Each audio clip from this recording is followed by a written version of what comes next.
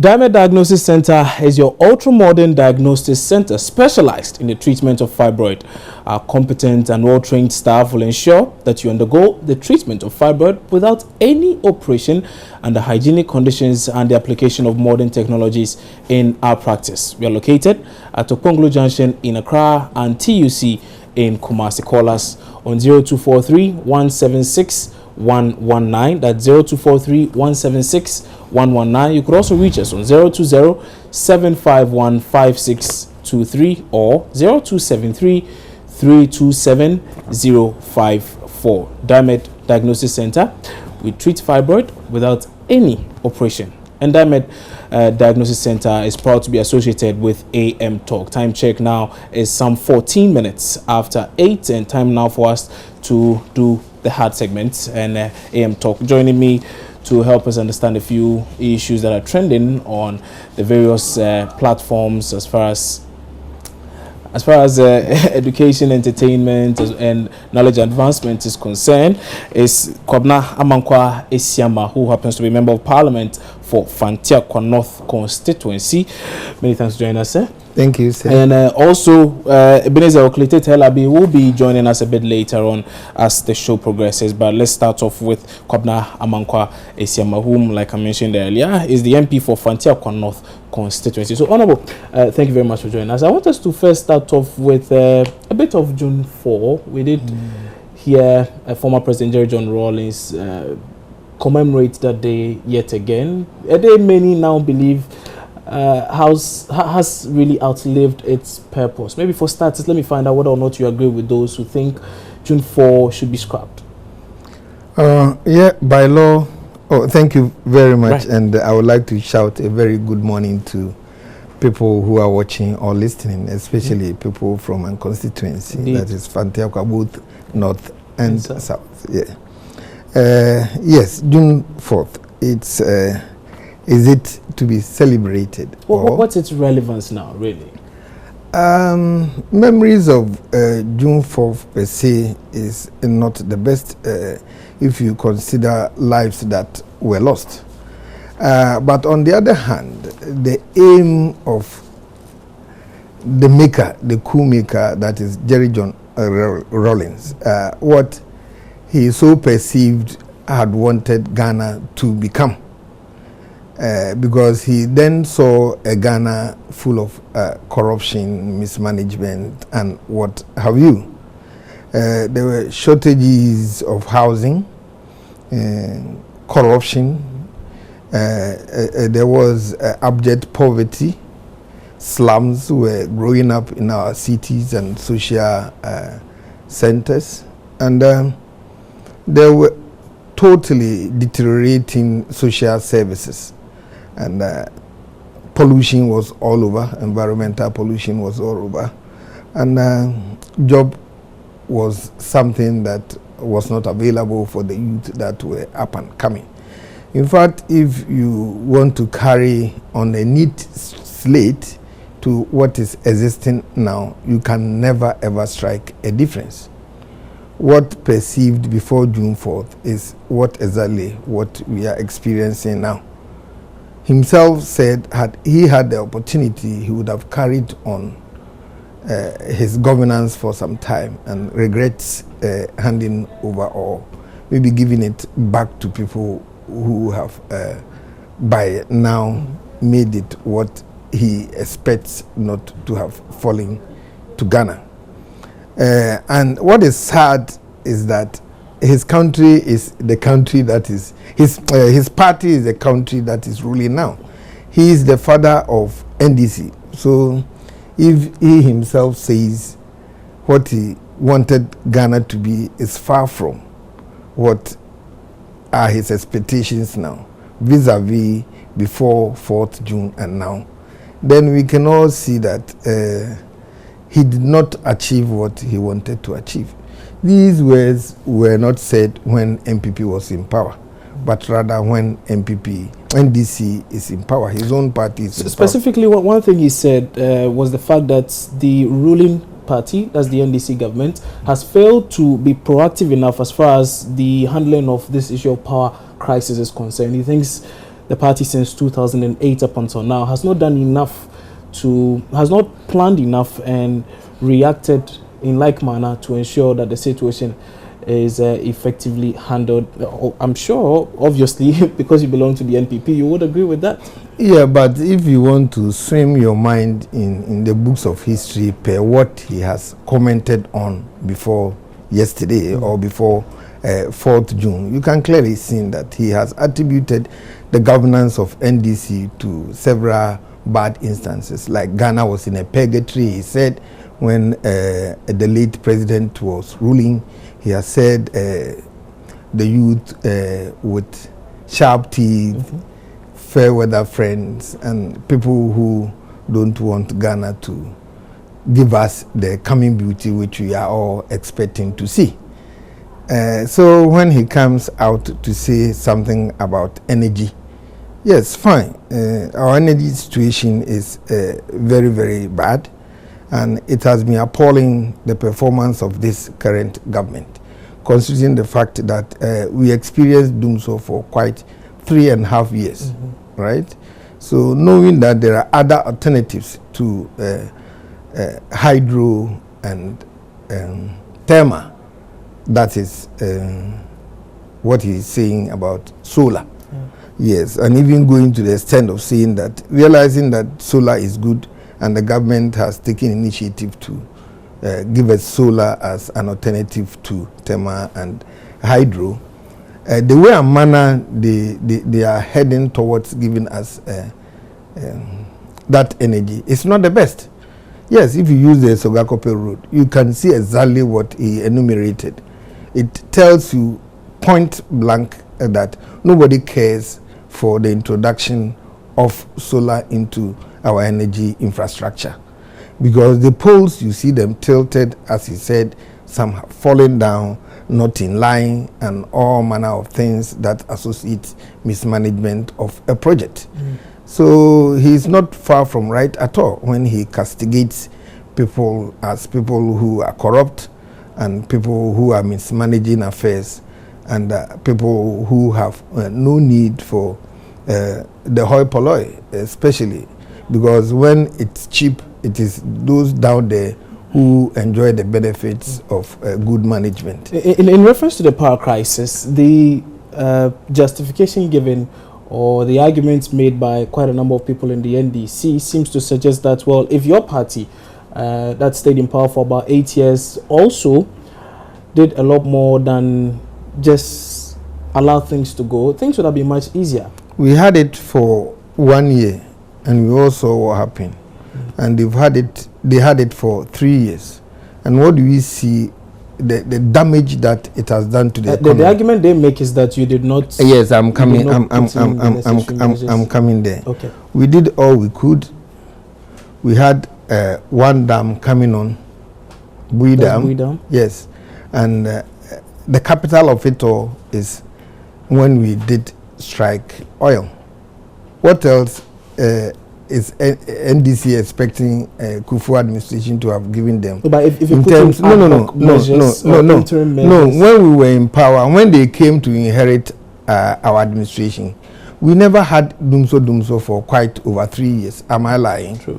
So it means what we did was enough to even sustain the incoming government for 3 years. So were they sleeping online?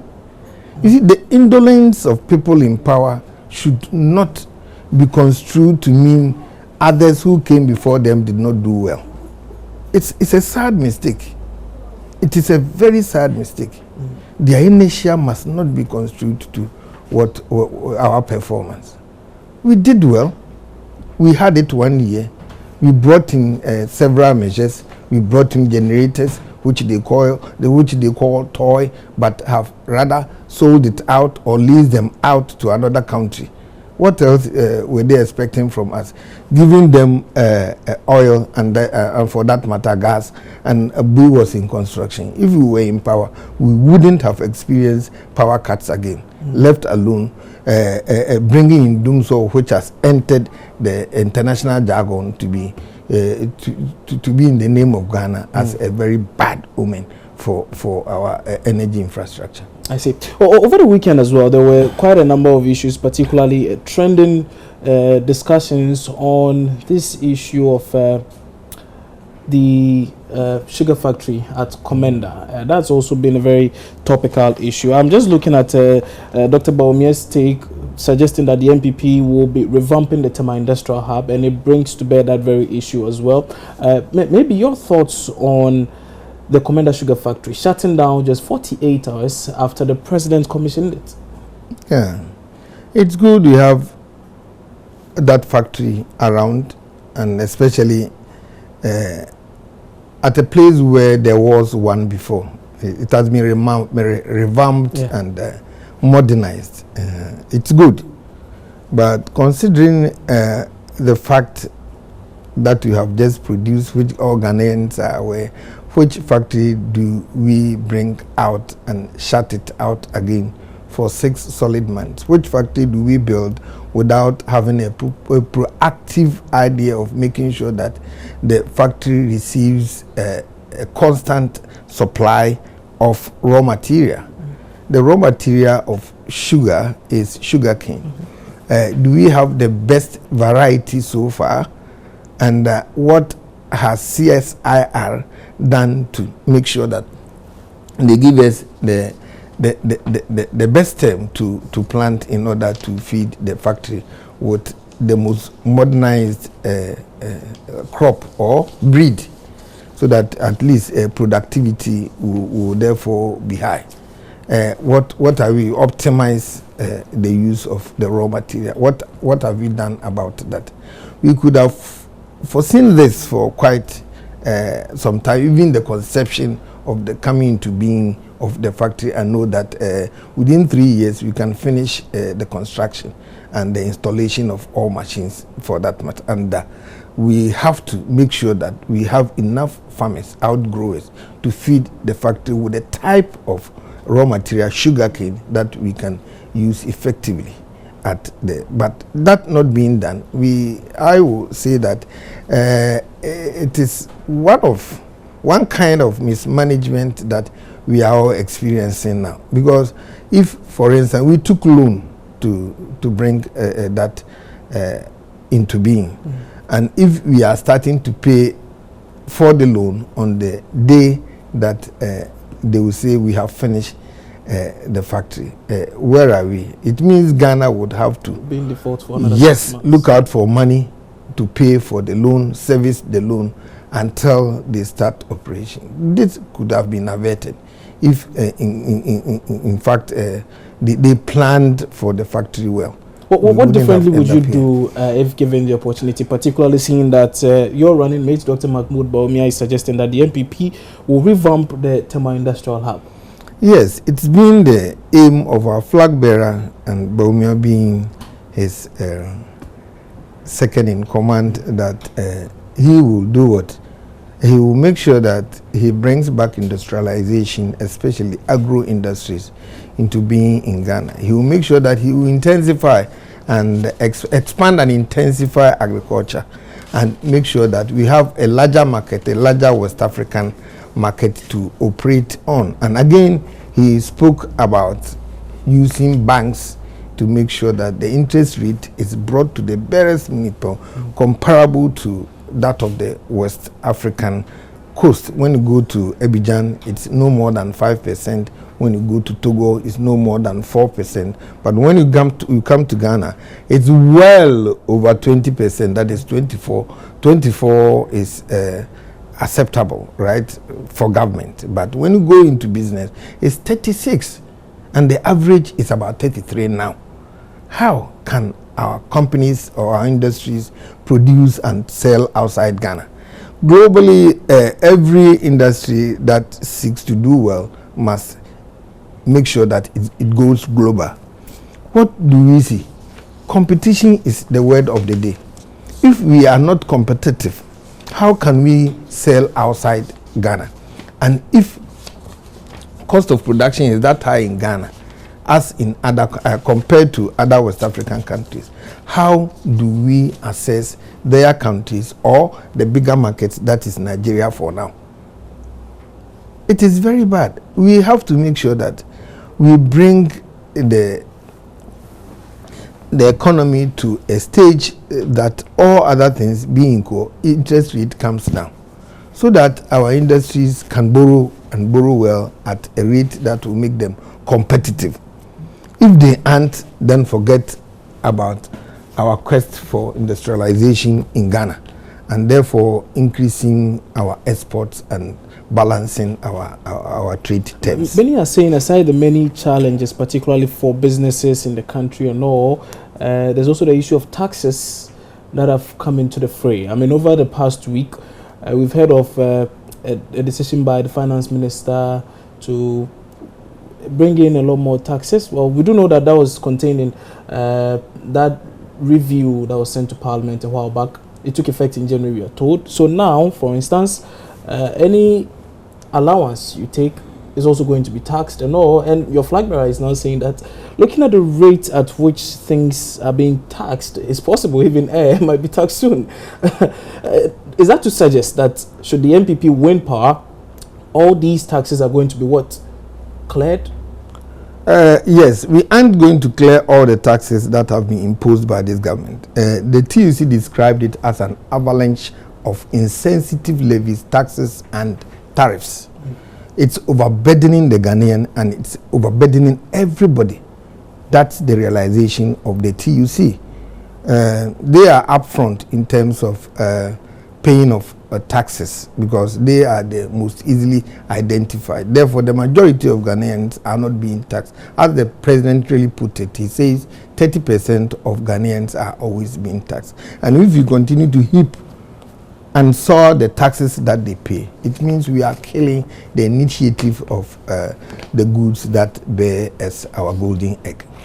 What is happening is this government is finding it difficult to meet its expenditure by not imposing taxes. There are so many other ways that this government can or chart a path that will increase the resources of or generate more for expenditure. But it's like the inertia of people who will have to think for the government is costing the Ghanaian, because instead of expanding the tax net, right, they are soaring the stream that they have acquired now, neglecting all other areas that they can tax. What comes in mind when it happens like this are several other economic factors. One is, you see, when you tax people like that, it affects companies, and it affects the resource of the company in terms of liquidity. They cannot expand, and they cannot employ more, and they cannot export because of high taxes. So they become not competitive on the global market because their prices are always high. Again, when it happens like that, we call something voting with the feet. People will start voting with their feet. Years after Rawlings 4th June, it happened like that. Voting with the feet is where professionals leave the shores of a country for better living elsewhere because of overtaxing, unemployment, and poor social services, and increasing tariffs of social, like electricity and water. So they vote with their feet by leaving the shores, and it affects the economy greatly. It happened before. People left, and until Kufuor came, it was like that. So he came to streamline activities of the economy, and they started coming back. And the Lafa situation, where when you continue to tax a few people, you realize what you want to have in the shortest term.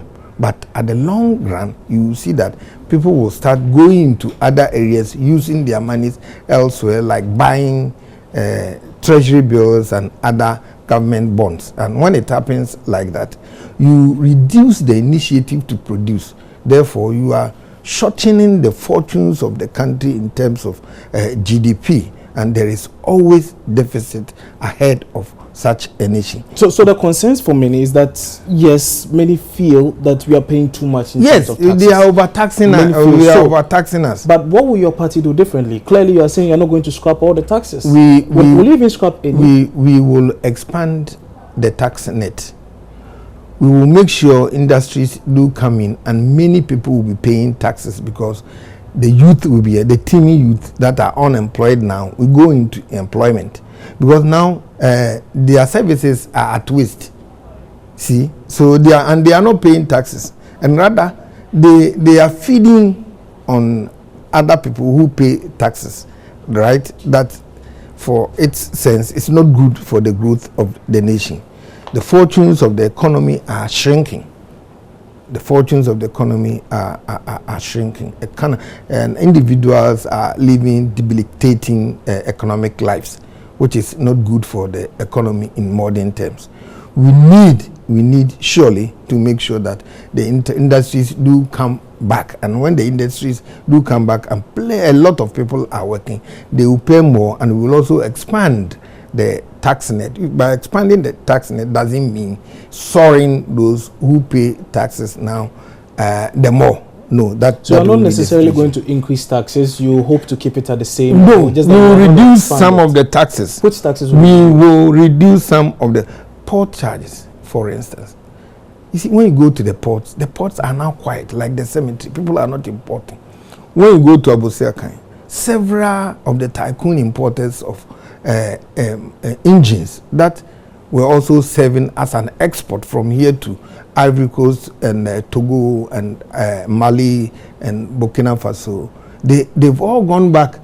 They've all gone to live in Korea to work, because they can't pay taxes. It is not the best. We have to negotiate with them so that they can pay something which will be termed as meaningful for the development of the nation, so than it not being paid at all. So when it comes like this, people will import taxes. Yes, we will look at those areas and make sure that those that needs to be reduced must be reduced, if it will stimulate importation, for that matter, for onward exportation from Ghana to other countries. That will also. Well, I would say the move is to try and, as much as possible, disavow ourselves of the fact that we always need to import things, but rather we need to focus on developing things and rather export it. No, but what do we? No, is to push or boost the manufacturing. What do we see now? If taxes are sought for that matter, companies don't expand, right? So if we are saying that yes, what is affecting industry now is electricity. If one company is paying over 340,000 Ghana cedis a month, how can that company exist? How can that company exist? We live in a country that a cocoa industry has packed off the system because they cannot meet their electricity bills. Is that good for Ghana? That is not good for Ghana. We have to negotiate, and even if it's possible to give concessions to some of the factories, we will do that and make sure that they employ people.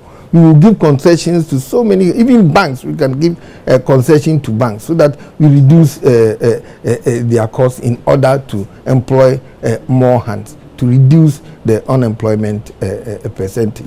It is important that we sit down and think through and make sure that what we are giving to the nation is something that completes a circuit. Economics is all about circuit completion. Once there is a breakage in the circuit, you cannot get it right.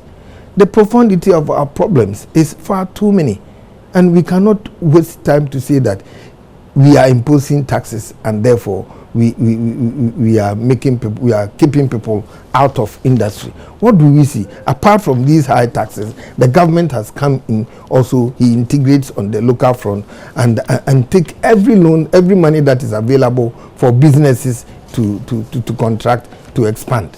You see, and this rate, look at, they are charging usury rates, because if you wouldn't take it, the government is going to take it. It is not good for our economy. Yeah. That is what we see now. And it is very serious. It is when it gets to this point and we aren't careful, there can be an outburst. The youth are there. Who tell us? We have impressionable young men in our system now who have completed secondary schools and the universities, and who are willing to give their services to anybody who is prepared to feed them and clothe them. Any other service that they say go and do it, they will go and do it.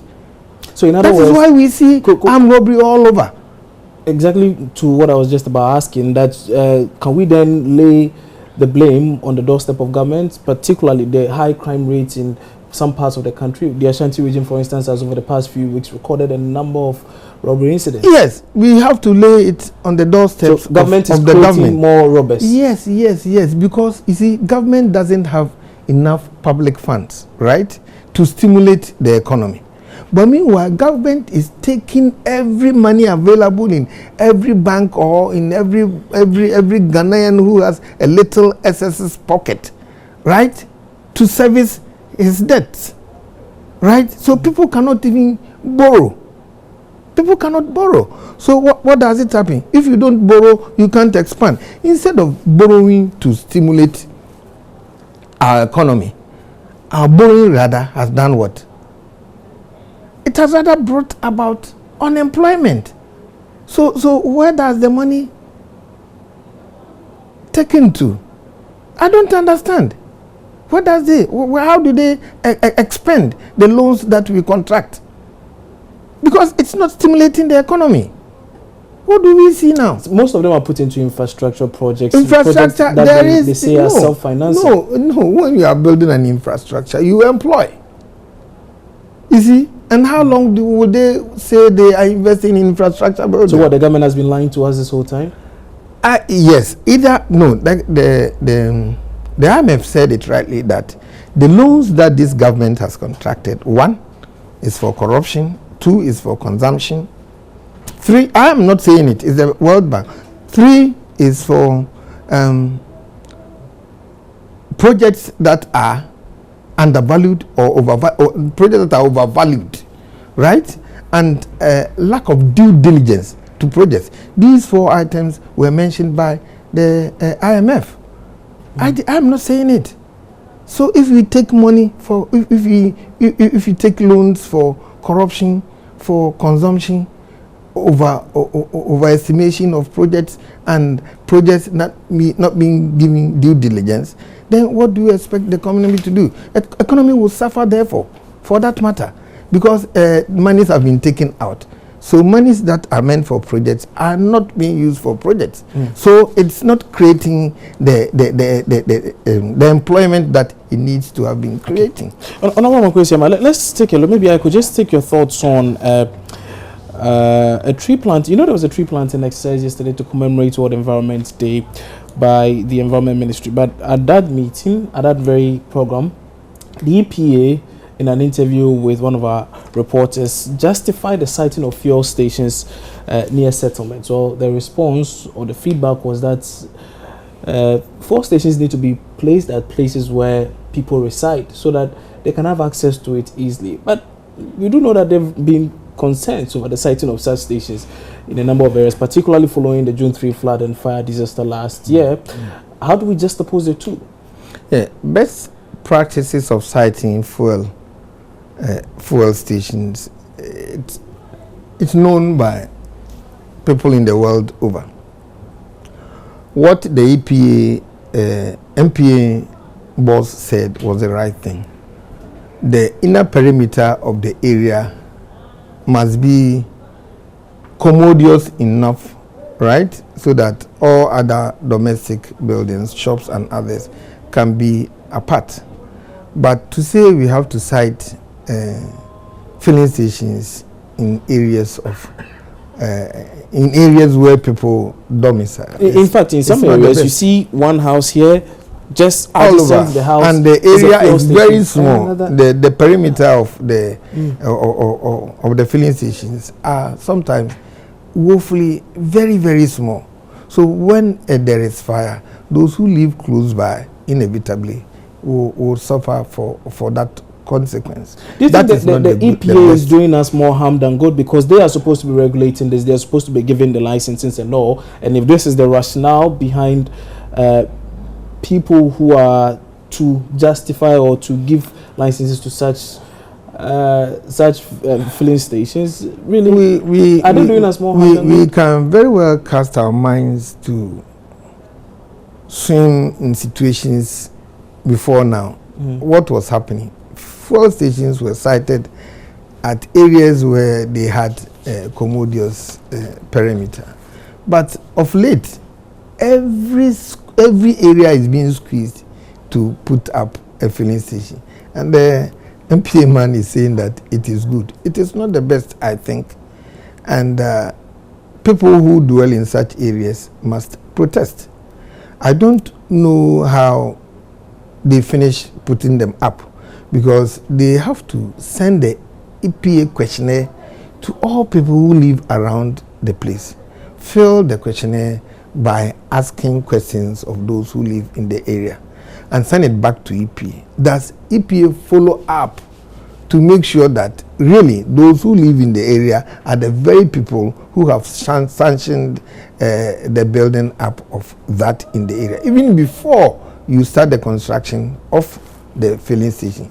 And if that is not being done, or if people who live close by cannot confidently say that they have been interviewed in a stretch for that matter to give an input as to whether it is right to cite them there or not, then we are not doing the right thing. We are not doing, and a committee can be set up to make sure that all such documents have been brought before them and examined, and the proper search done to confirm that those who live around the environs of these stations were consulted. Will Parliament be looking into this, possibly getting the EPA to respond to a number of issues, seeing that it appears not much has been learnt between last year and now, even after the country's worst flood disaster? Yes, going forward, I think this question has been asked before in Parliament, whether stations being built in areas of such nature are really meant to be built there. But I think, as the MPA man said, I think these questions were answered in that manner. But what I think is, if a new committee is set up and a research takes place to make sure and ask people who live at the closest environs to make sure that whether they were interviewed or not, it will be in order, so that those who were not interviewed can make sure that they bring out their request that it shouldn't be there, and the committee takes it up with the ministry that is concerned, either to give them time to face off or close it up. Right. Well, those are the words of the Member of Parliament for Fantiakwa, North Kwabna Amankwa Esiama, who joined us in studio for AM Talk. Unfortunately, Ebenezer Oklete-Telabi could not join us for AM Talk today. I'm sure next time around he will be able to join us. But Honorable, many thanks for your time on the AM show today. Thank you. So on that note, you might have to go for another break. But remember, when we come back, we still have entertainment for you. Stay with us.